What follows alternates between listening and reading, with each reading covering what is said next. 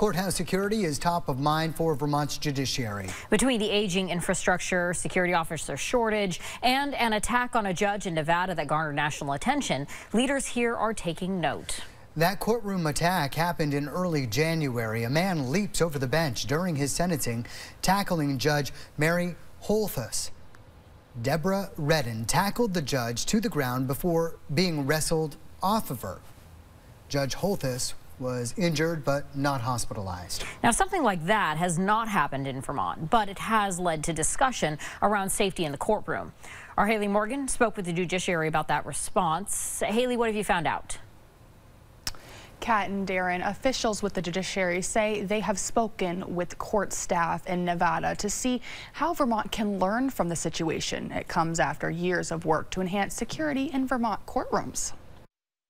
Probate court, I need everything out of your pockets and your jackets. I think everybody is tuned into the fact that there are increased levels of stress and anxiety in general. And that's leading to concern in the courtroom. Vermont's court administrator, Terry Corsones, and the judiciary's director of security, Robert Schell, visited all 23 of Vermont courthouses last year, taking the temperature on courtroom safety. The visits came as Vermont courts logged hundreds of what they call security incident reports in 2023, up from previous years. We collect a variety of incident information from circumstances where there's concerning behaviors within the courts or activities, all the way through structural problems within the buildings. Despite the fact that many court proceedings are held remotely, the judiciary says threats to personnel happen all the time. It's part of the reason the legislature asked officials to craft a report looking at security needs.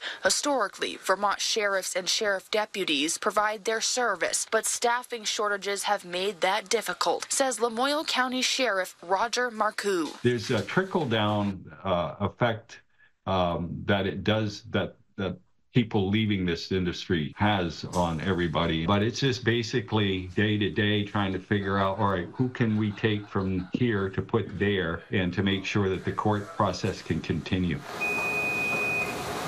Now, a mix of court sheriffs, private security, and specially trained state employees provide security, and the judiciary is pushing for more help. Following their survey of courthouses, they determined another position. A judiciary-employed court officer is needed. That is separate from sheriff deputies, but somebody that would be trained for work in hearing rooms with the kind of training that sheriff deputies would have in terms of de-escalation. It's part of a proposed restructuring of courthouse security, eliminating private guards and adding new deputies and officers. But it's already hard enough for sheriff departments to fill their ranks. Hopefully the legislature, prosecutors' offices, and the courts and law enforcement will work together to see, hey, how can we address that so that law enforcement officers and deputies and troopers aren't so frustrated.